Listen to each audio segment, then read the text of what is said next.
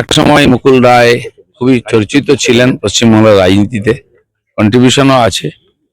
TMC কে দাঁড় করানোর জন্য তার বিরাট বড় যোগদান আছে। বিজেপিতে উনি সার্ভিস দিয়েছেন, কেন একজন বড় রাজনীতিবিদ পশ্চিমবাংলার চলে গেছেন, খুব কষ্ট পেয়েছেন, অনেকদিন ধরে অসুস্থ ছিলেন।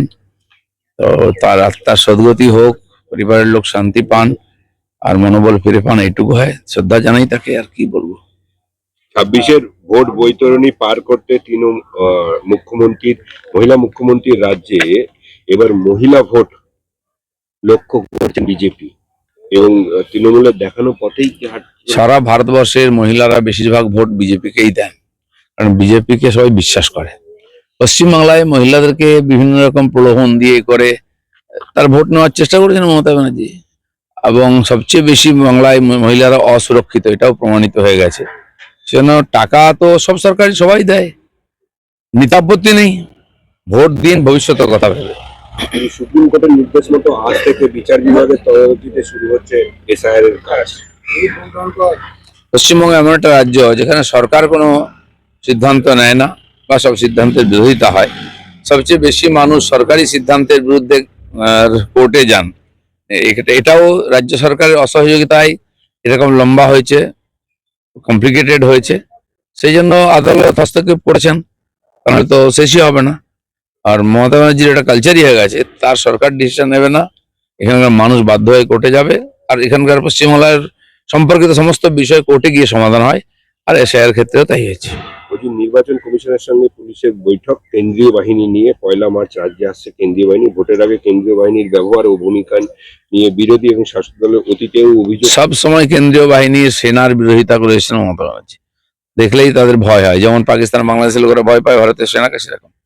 তো সেই জন্য এসেই গেছে অলরেডি, সেন্ট্রাল ফোর্স আসবে আরো বেশি, কারণ ভোটের দাওয়া বাজলেই সাধারণ মানুষ পশ্চিমবাংলার লোক বলেন যে দাদা ভোট দিতে পারবো তো, সেন্ট্রাল বাহিনী থাকবে তো। তো সেটা মেনেই আজকে কেন্দ্র সরকারকে নির্বাচন কমিশনকে ডিসিশন নিতে হচ্ছে। বারে বারে ভয় হয়, বারে বারে আসন সংখ্যার নিরিখে জিতে যায় তৃণমূল কংগ্রেস। বারে বারে না, 3বার জিতেছে। ওদের তো 7বারের রেকর্ড আছে টিএমসির। পশ্চিমবাংলার মানুষ যাকে একবার গ্রহণ করেন সহজে ছাড়তে চান না, কিন্তু এখন না ছাড়লে তো প্রাণ নষ্টাগত হয়ে গেছে, ছাড়তেই হবে। সুপ্রিম কোর্টে ডেরেক বনাম ইসি কেস আজকে। ঠিক আছে, কেস তো বললাম না, পশ্চিমবাংলার সমস্ত কিছু গিয়ে একদম কোর্টের সমাধান হয়, এরকম চলতেই থাকবে। আর ওনারা ভাবছেন কোর্টে নিয়ে গেছেন মানে ঝুলে থাকবে আর ইলেকশনই করতে দেবেন, আরো 5 বছর চলবে, এটা হবে না। দাদা, মুকুল রায়ের সাথে তো আপনি একাধিকবার কথা বলছেন, এমন কোন কথা যেটা না, মুকুল রায় এসেছিলেন আমাদের পার্টিতে, পার্টি যখন সমৃদ্ধ হয়েছিল তখন এসেছিলেন।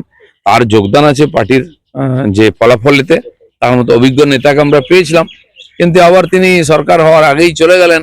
তো ওনার কিছু নিশ্চয় বাধ্যবাধকতা ছিল, আর না হলে চলে গেল কোনো পার্টি ছেড়ে। তো সেই জন্য ব্যাস উনি টিএমসিতে শেষ জীবনটা কাটিয়েছেন। কংগ্রেস থেকে বোধহয় রাজনীতি শুরু করেছেন, আমি জানি না আর কোন কোন পার্টিতে ছিলেন। তো সেই জন্য তার প্রতি আমরা কৃতজ্ঞ, তিনিও আমাদের পার্টিতে কাজ করেছেন। কোন স্মৃতিচারণা আপনার নির্দেশিত কৌশলে তাকে আনলেন একদম রাজনীতির চাণক্য? না না, আমার সঙ্গে যোগাযোগ ছিল, আগেও দেখা করেছেন, আমি সভাপতি ছিলাম তখন এসেছেন, এবং তাকে আমরা কাজে লাগিয়েছি তার অভিজ্ঞতাকে।